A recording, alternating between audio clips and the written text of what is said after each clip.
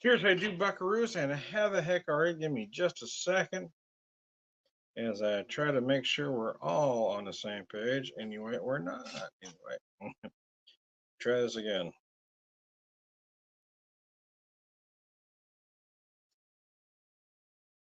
There we go. And now we're cooking with gas. Anyways, I am Tom the Whiskey Whisperer, at least for the purposes of this video. I don't know if you can see that in there. I put a ice cube in there. I actually used the wrong glass. I used a Manhattan glass to make an old fashioned. Kind of forgot what I was doing for a second there, but you can kind of see that. My wife found these diamond molds. You kind of see the diamond shape there. I don't think you can really tell what the top looks like. It does look like a diamond, though. You're just gonna trust me. You just gotta trust me, man. So, anyways, I digress. But I digress, baby. I digress. Yeah, I should have used a different glass, but I was able to grab this one. I'm using this district made straight bourbon whiskey. Why use a bourbon and not a rye, Tom? Well, mostly because, in all honesty, this is a whiskey I had handy. But having said that, yeah, you can use a rye, you can use a bourbon. Personally, for me, I think you should probably use, if you're going to use a bourbon, use a traditional bourbon that uses rye as a secondary or a high rye bourbon. Wheated bourbons tend to be a little too sweet, but anyway, I do have a lot of friends that will use Buffalo Trace or other wheated bourbons. For me, it's just too sweet. But anyways, that seems to be where the trend is. And sláinte. Oh gosh, that's gorgeous. So what I got here is about 3 ounces of the district made. I've got about 1 ounce of my homemade simple syrup using raw sugar or demerara sugar cubes, if you will. But mostly why I made this drink was to showcase this that I found today. Plum crazy. I found these plum bitters, so I wanted to use them. So not long ago, about a month and a half ago, I found these at a small small store in a no, that's not true. Actually, I can't remember where I found these. Actually, no, I found these in Kansas City. Uh, bought some other bitters at a small liquor store in Clinton, but I actually found these at Lucas Liquors, the rhubarb bitters. I found Lucas Liquors in Kansas City. Uh, But I found these today, the plum bitters, so I went ahead and picked them up because can you really have too many bitters, right? Plum, can you tell the difference? Quite frankly, I'm not sure. I'm kind of trying to make myself try to figure out if I can actually taste the difference in what bitters I'm putting in there. Last year, about this time, I found black walnut bitters that a friend had recommended to me. So I know I have black walnut bitters. I've got orange. I got regular orange bitters. I've got cherry bitters. I've got black walnut bitters. I got bittersweet. I've got rather where are they at here? Not bittersweet, they're bitter orange or something. I got all sorts of bitters here hanging around. I got regular. I've got like a gallon of traditional. I got stir of bitters. I got all sorts of bitters here. Ah, it's gorgeous. That's a good drink, man. That's tasty, man. Plum bitters, though. Yeah, it's the first time I'd seen them. I've been looking for black cherry because a friend of mine has black cherry, and I have cherry, but I can't seem to find the black cherry. And the folks at Macadoodles, when I talked to them today, they didn't even have those on their order sheet to order in for me. So, but they had the plum bitters, by golly. But again, when I first asked for the black walnut, they didn't have those in there for a while either. I actually got them somewhere else until they finally got those in. So, anyways, you just got to keep asking, I guess. I just finished a video a few minutes ago with a friend, Peter. We're talking about the different whiskeys. He was talking about his anniversary from the army. He's been out for a year now, going to school and learning some things about his transition from the military to whatever the hell the rest of us do.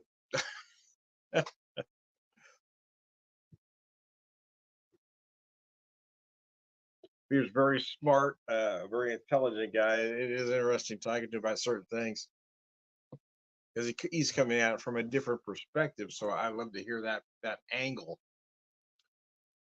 Oh mercy,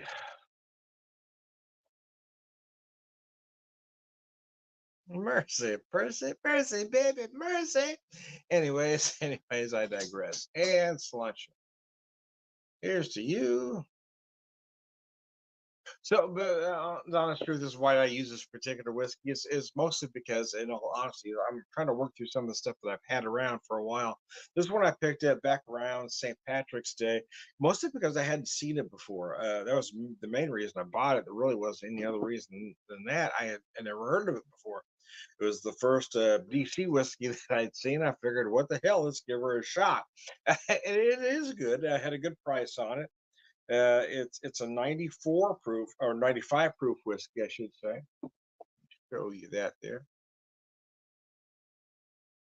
So I've had it since well, about St. Patrick's Day when I picked that up at a liquor store in Joplin, Missouri. Oh, fuck nuggets and gravy. That is good, man. I don't care who you are. That's tasty, baby. That tastes good, man. No, it's good. That's a good whiskey. The first and finest straight bourbon whiskey distilled, bottled in our nation's capital since Prohibition, aged at least 2 years in new charred American oak barrels. Our spirits are forged deep within our capital in the neighborhood of Ivy City, a dynamic community that proudly stands for creativity, expression, and art, and apparently catching a buzz as well. It doesn't say anything else about it other than I was curious about the mash bill, but it doesn't really say. The product is good. Will I buy it again? In all honesty, I don't know. Do I like it enough to buy it again? The answer is yes. Will I buy it again? There's just so many things available. It's really hard to tell, to be honest. I mean, there are new things showing up every day, so I don't often buy a lot of things twice unless I really love the product.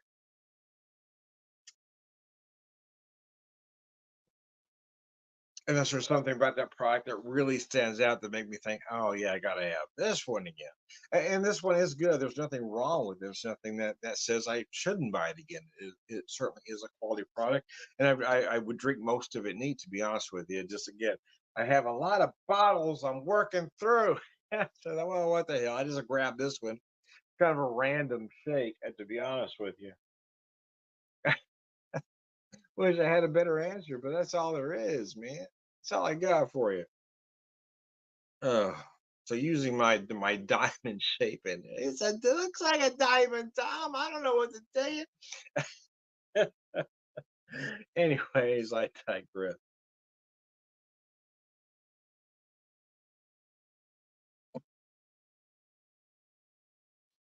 Mercy, Percy. Anyways, anyways, I digress.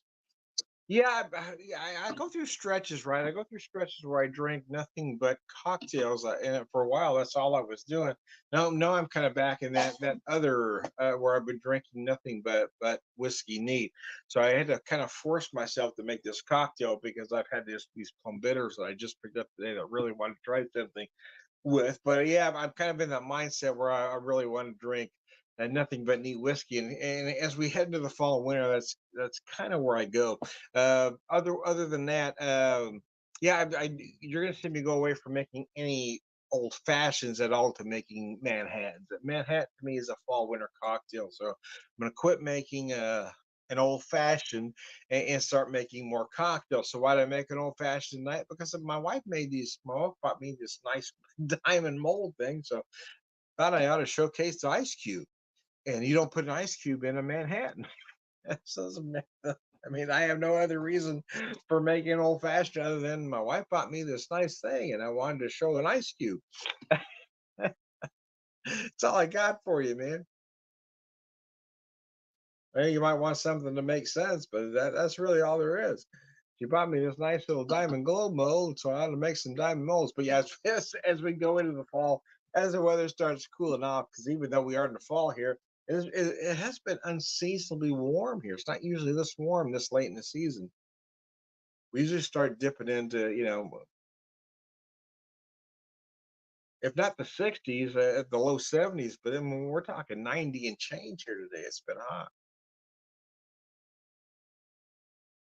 My wife and I were married 29 years ago last weekend. And the weekend we were married, it rained, but I mean, around that same weekend, it was in the 70s. It wasn't hot. It's just the hot seems to be lasting longer and longer here. It's been doing that over the last few years, though. It's been like a gradual thing where it just keeps getting hotter later and colder longer. I mean, it just seems like all the seasons have shifted about a month, right? Everything's about a month off. Summer is lasting a little bit longer, going into fall, which lasts a little longer, and then winter is taking, it's just been like that. But I don't know. We'll see.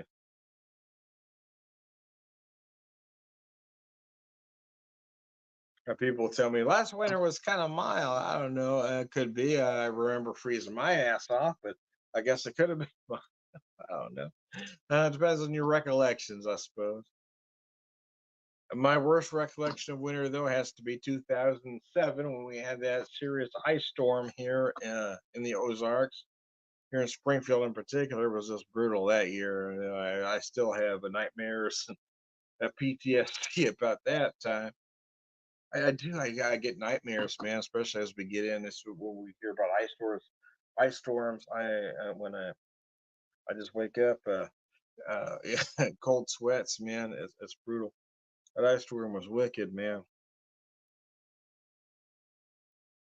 We haven't had an ice storm that bad since, but we've had other things even worse since. So I don't know. We've had mild winters.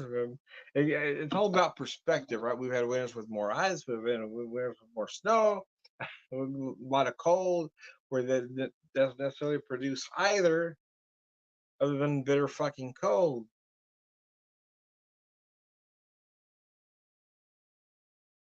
Uh, Biscuits, boy, that's a good drink. That's good, man.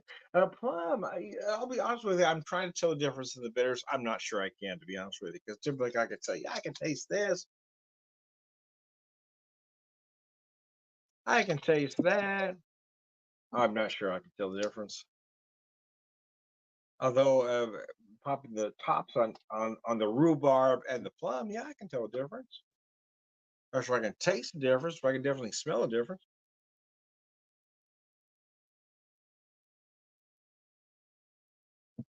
I had a friend that recommended the plum to me, so they just taste like fall, Tom. What the fuck does fall taste like?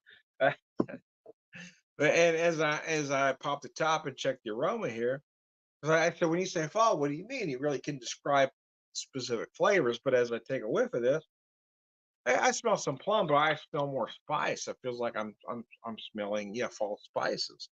I'm not necessarily smelling plum specifically. You know what I mean? Even though it says plum bitters, it's not plum that I'm catching on the nose. It's specific spices that I'm catching on the nose. But anyway, anyways, nobody cares. Tom. Nobody cares. Nobody cares about any of that shit. Uh,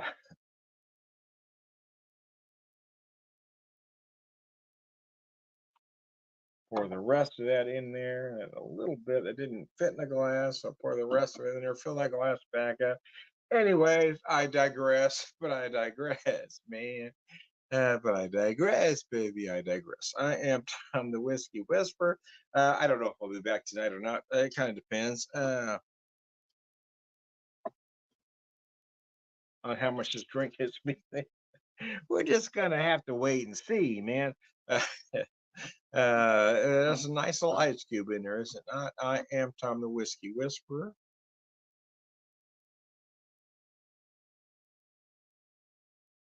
Hmm.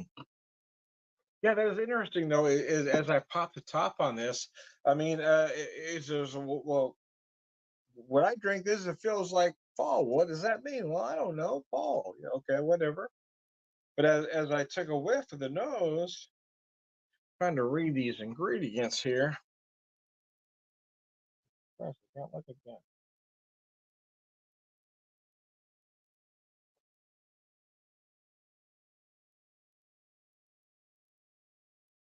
water, glycerin, natural plum flavor,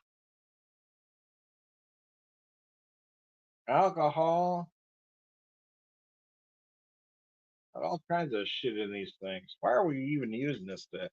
There's a lot of crap here. Why do we even need this stuff? I'm just saying, why are bitters necessary? There's a lot of crap in here I feel like we don't need. I feel like we just keeping the we're keeping the bitter business in business because we feel like we need to buy this stuff because people told us we need these for these cocktails. And looking at the ingredients, I'm not sure why we need this crap. Just saying, why? Why do I have to buy this stuff that seems to have a lot of chemicals that I don't need? Just because the cocktail industry has told me that I need to have these ingredients in my cabinet to make these cocktails. I feel like we've all become lemmings having to buy certain things because the powers that be told us we had to have them. And I'm looking at these ingredients thinking, why do I have to have this shit? There's a lot of chemicals in there that I really shouldn't have to have. I mean, there's plum in there, I suppose, but because it says it's a plum bitters, but there's a lot of other crapola in there that I really shouldn't have to have. Why do I need all this other shit in a plum bitter? I don't know. I feel like we've become slaves to the cocktail industry that's telling us we need to have these products. We need to fight back. As a people, we need to come together and say, enough. We're not buying these products anymore. I'm not putting chemicals in my cocktail. I've got a pure drink. I got a pure simple syrup. I've got a pure bourbon or a rye or whatever whiskey I'm using. Why am I putting another product that has a whole lot of chemicals in it in my cocktail? I don't know. We need to fight back. I'm not going to do it anymore.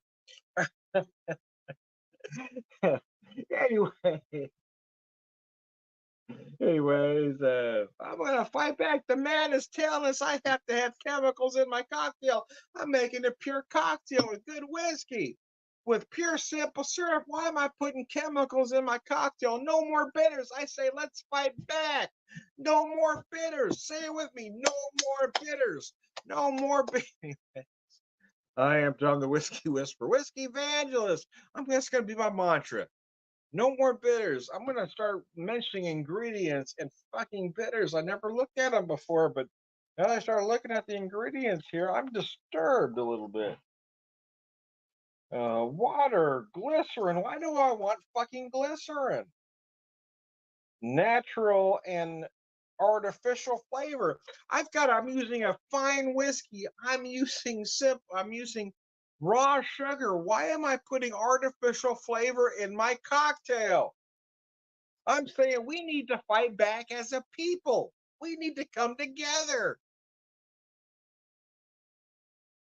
Water, flavor, propylene. What the fuck is that? Glycol. There's a whole lot of shit I don't think my body needs. Why am I putting this shit in the I'm going out of my way to make a nice pure cocktail, then I'm putting this shit in there. Why am I doing that? Because the cocktail industry has convinced me that I have to have this stuff. Well, I say no more. Bring it back a notch, Tom. I am Tom, the Whiskey Whisperer, Whiskey Evangelist, prolific whiskey drinker, purveyor of wisdom. And yeah, this is bullshit. Have I never looked at the ingredients on this shit before? This is ridiculous. This stuff isn't good. That can't be good for you. Glycol, glycerin. Who the fuck needs all those ingredients? Christ, I'm going out of my way to make myself a nice cocktail. They're giving me chemicals. Piss on you. I'm working for Mel Brooks. I ain't doing it no more. I'm Tom the Whiskey Whisperer, Whiskey Evangelist, prolific whiskey drinker, purveyor of wisdom, man.